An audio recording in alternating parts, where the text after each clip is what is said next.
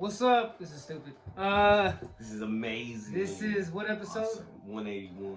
181, and this is just us two. Fuck it. If you watch Christian Chess, you might recognize this background. It's the arena that we. The expanded version. Yeah. It's look, we showing. Look, let me see. Can we? No, let's not do it. I can't. All right, no, Mike. It's gonna fuck I wanted to show y'all how long this my pride and joy is, but Chris. I'll take a picture. Nah, fuck that. And I'll put the picture up. Maybe we'll see. Or afterwards, we'll take it off and do like a pan. Yeah. All right. This episode, Polarity Consciousness, is brought to you by Polarity Consciousness. Polarity Consciousness, and write it down, Chris, right here. Polarity Consciousness.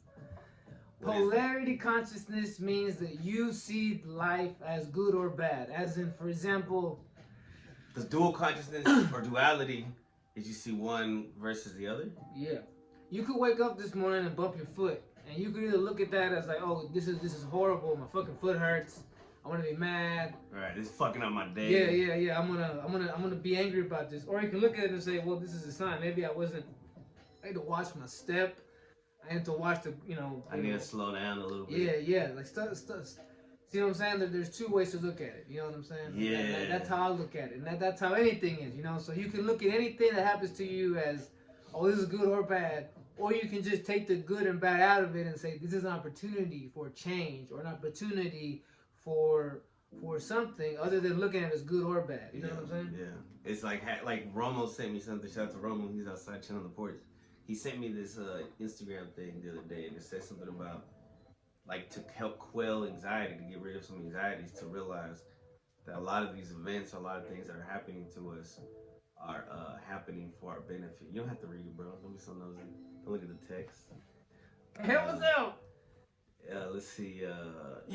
So everything is happening for your benefit, and that may be hard to believe sometimes. And struggles create strength, and bad times create, strong men and women. So yeah, I mean, it just makes us wiser, bro. Because if nothing bad happens, then you never get stronger.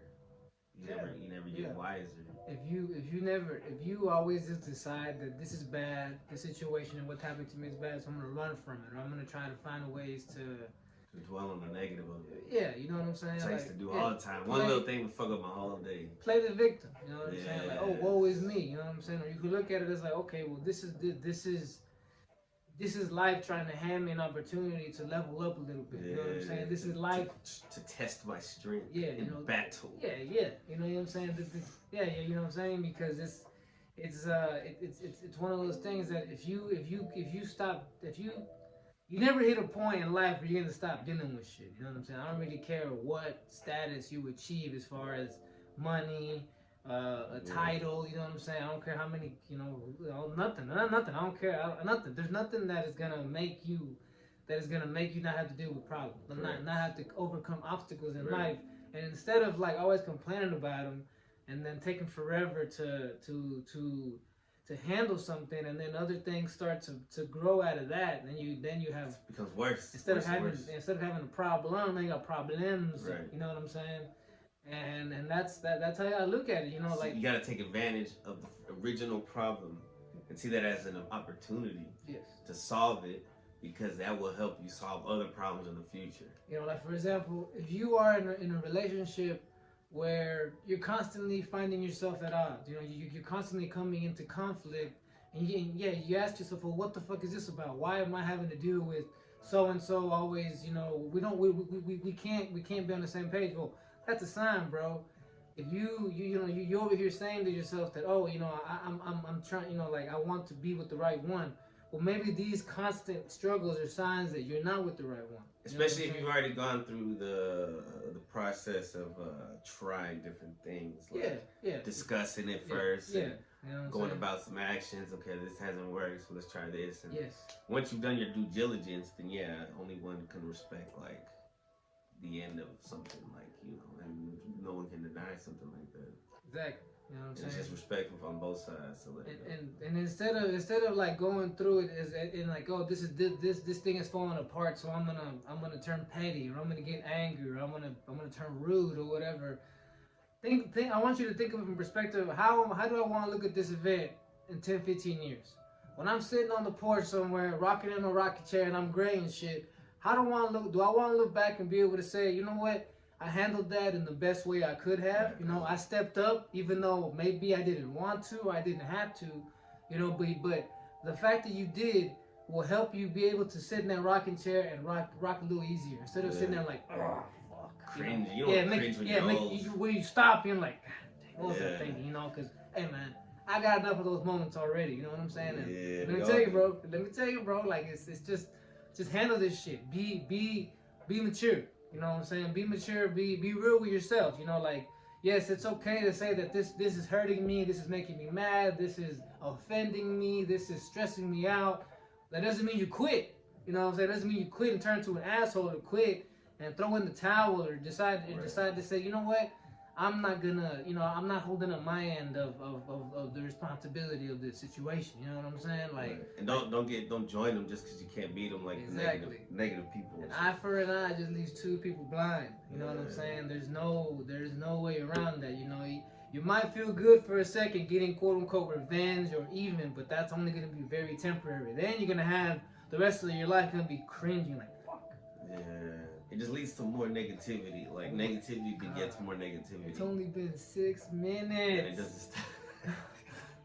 We said a lot of big words. I know, bro. I thought our vocabulary would give extend us the time. We were like 10 minutes. I know. I'm like, we're almost done, right, nigga? All right. No, but I've had to. I think evolve and think like this because I work with kids who come from strife and struggle, and like there's this one family who now they're on the run and they're just not in school anymore. And there's like a pre-K boy and then like a first grade boy, a second grade girl, and a fourth grade girl. And because the parents they were unable to work together in any kind of aspect, and they were trying to split the kids apart. And I don't know the whole story, but selfishness. Yeah, so the mom and the kids are gone, and now the kids aren't in school, and I mean, hopefully they're in school by now, but they were just out of school and on the run, kind of getting away from the dad and stuff. So it's really sad to see and to hear and to just, it's like, oh my God. But you got to think, and then also like, cause it's heavy, man, working with kids, because I found out that this kid who was in my pre-K class last year, so he's in kinder, he had some kind of cancer. You know what I mean? So and these kids see you as his role model, and they love to see you. And sometimes for some of the kids, you might be the favorite person there just because you talk to them about Minecraft or some bullshit, just because you listen to them a little bit. I've realized something like that. Just saying good morning to people, bro. A lot of people, they don't hear that shit. You know what I'm saying? And just saying good morning to someone, acknowledging that this person, like, yo, this person was saying good morning to me, that means a lot to some people. You know what I'm saying? Yeah. Remember that shit. Yeah. One thing. Go ahead. Another thing is, like for example, at work lately, it's been kind of light, so I've been kind of having some pretty chill days, right? But last week, like, it was kind of a little busy. It was really heavy. You know what I'm saying?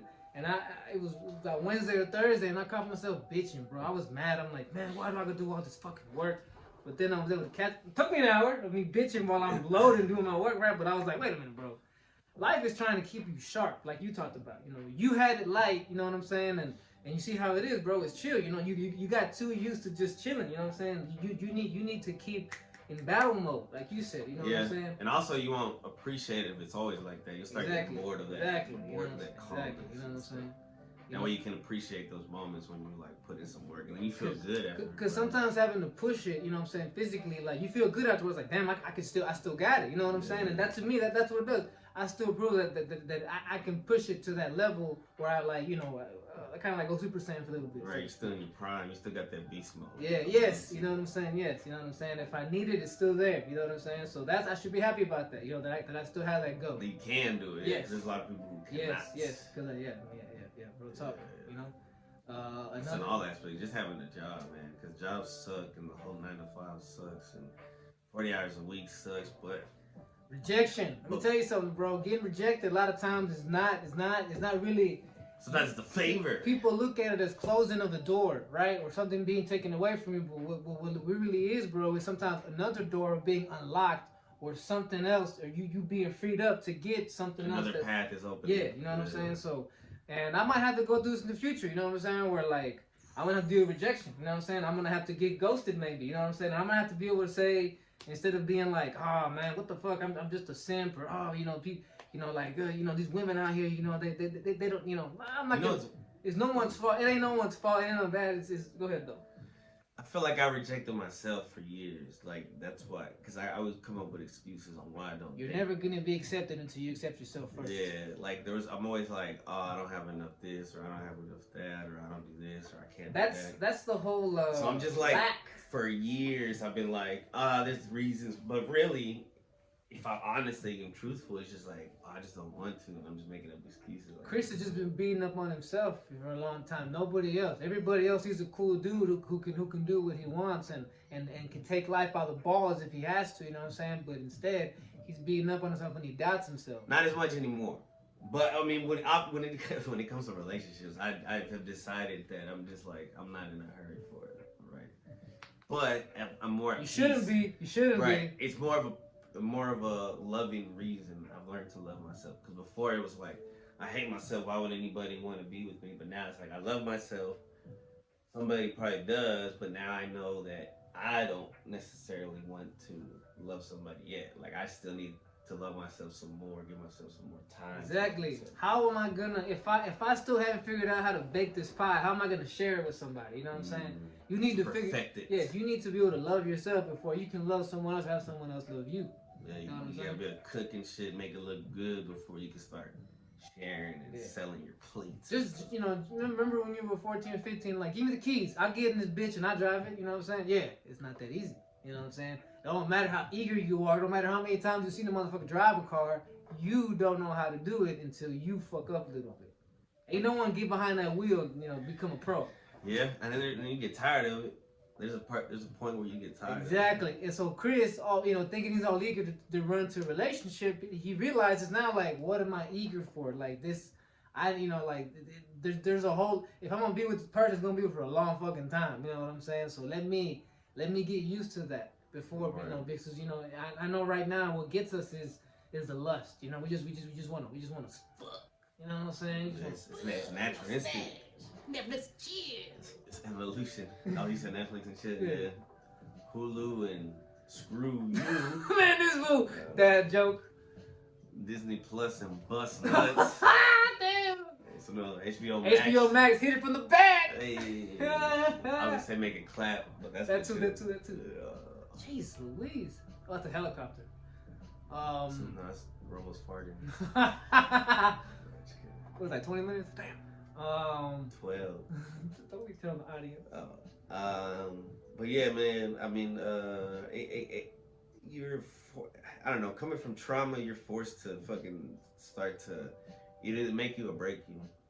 A lot of people are broken because they couldn't accept either duality or polarity. And what are we doing? Polarity consciousness. Yeah, but that's the thing, yeah, like you said, we talked about this on a short that you put up. I noticed that we talked about where I said something that two broken pieces can't really fit together, right?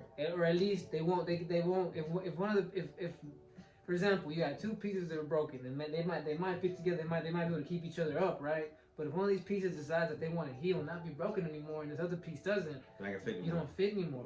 You know what I'm saying? You can't. Unless and you can't dwell on that. You can't dwell on the fact that, hey, so and so didn't want to make the leap. So and so didn't want to, you know what I'm saying? Like didn't want to not be broken. You know what I'm saying? Because you had to not want to be broken. Yeah. You had to not want to, take the whole victim mentality and say, woe is me. I'm like this because of that. Accept me. Because that shit's addictive. Yeah, accept me and my shitty attitude, because and it's addicting because there's some people out there. And then they find each other, and then it's just a bunch of broken people being broken and complaining and playing the victim mentality with each other. And some of them stay together for years.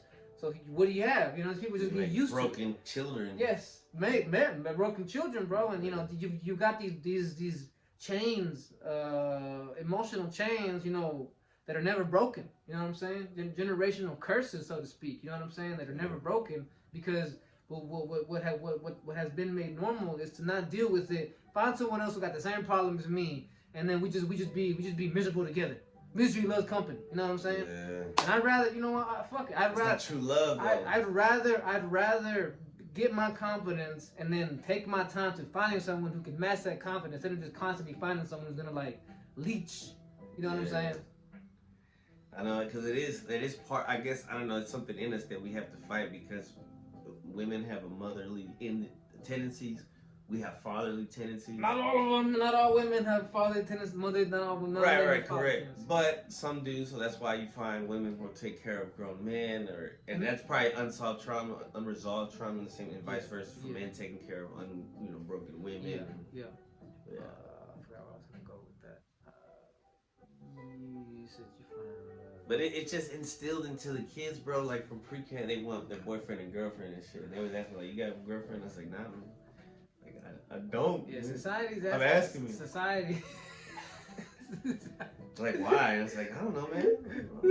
I love my. I'm trying, I love myself, I'm trying to figure out life right now. It's fucking cute. And meanwhile, you see a sort of 4-year-old walking around with 2 girls. You know what I'm saying? Like, yeah, you know, these are my girlfriends, man. It's so simple right now. Yeah. King of the world. Yeah. On top of it, bro. That's how I used to be. I mean, I got to live that existence, so I can't be mad, you know. Like let them do their thing. It's cute. It's funny when they have crushes and shit, and they don't understand why. They're just like really like another kid.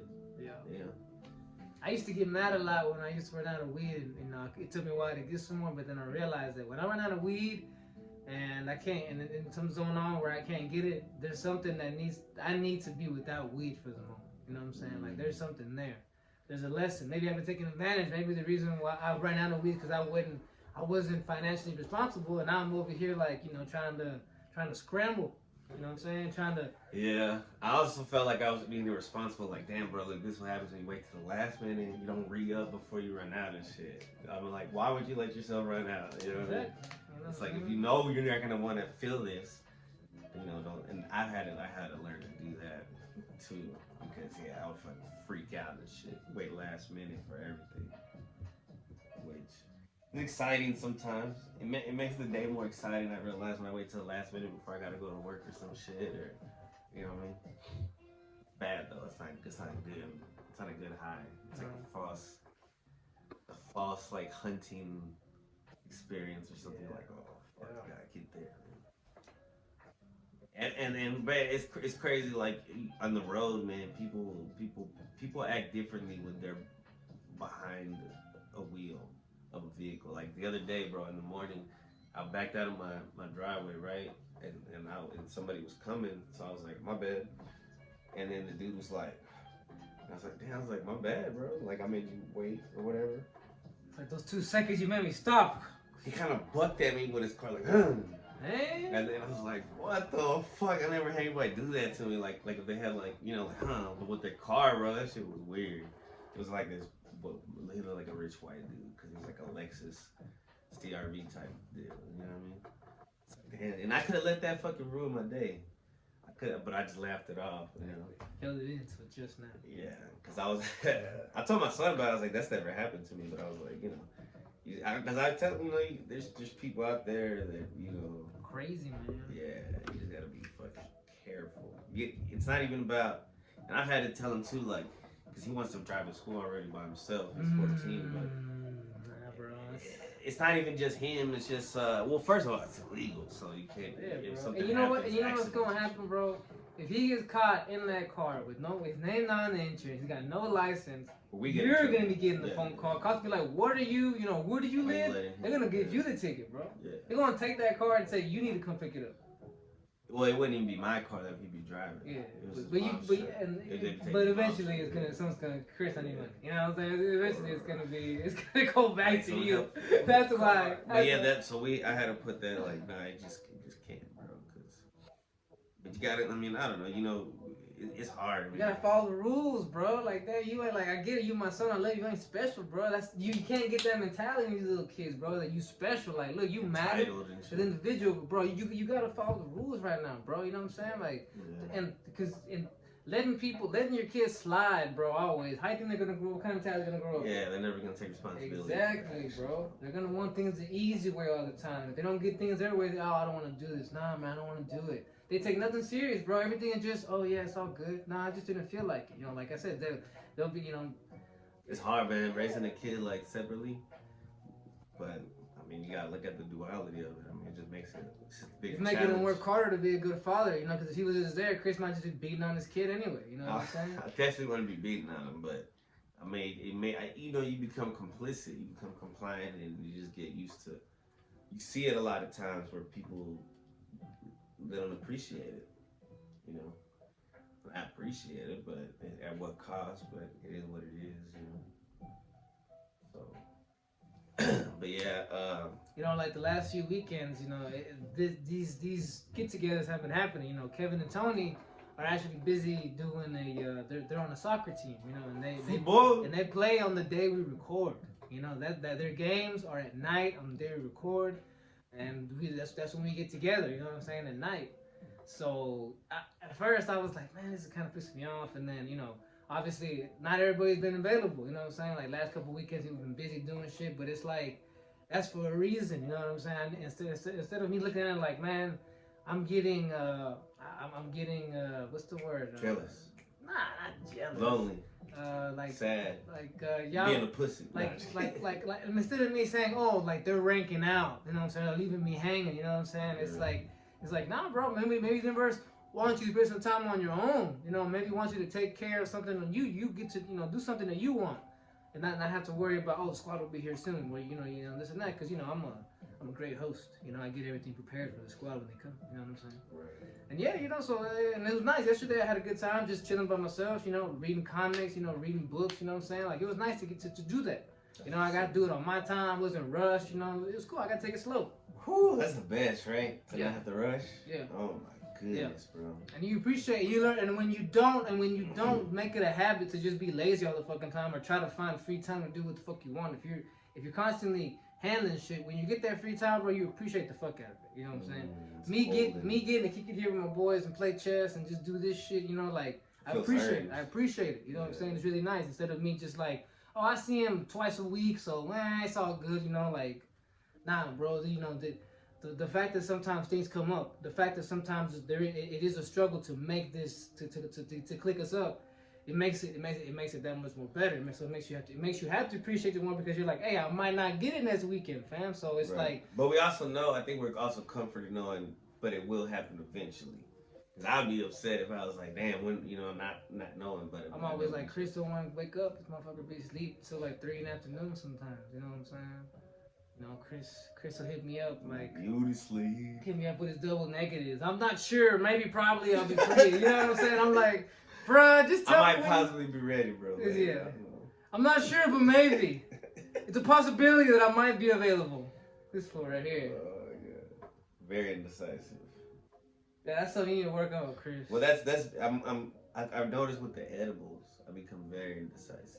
You mean more indecisive? Yeah, like increasingly so. So yeah, man, you gotta work on not necessarily saying something is good or bad, but hey, this is something that it just is. I'm being presented with, and I decide my actions, how I take it, it's gonna determine whether it's good or bad. Your reaction. Exactly. You know what I'm saying? And you can turn something negative into something positive. You can. It's all about the mind. And you can turn something positive into something negative because of the mind. Yeah. He's right. You can turn something into he's like Chris, you know what I'm saying? Like not thinking he's cool, thinking he's a loser, you know what I'm saying? Yeah. But he's not, hey. But Chris can also think he's a winner. I manifest those things. Exactly. Like you can create a whole world in your mind. Exactly. You can think, oh, everybody's thinking this about me, and probably nobody's thinking anything like that. And you're just like, I mean, smart guys like us, man, it's a challenge. That's right. You got a big, fat, juicy brain with a lot of wrinkles in there. Where's the smart beans in the odd pod?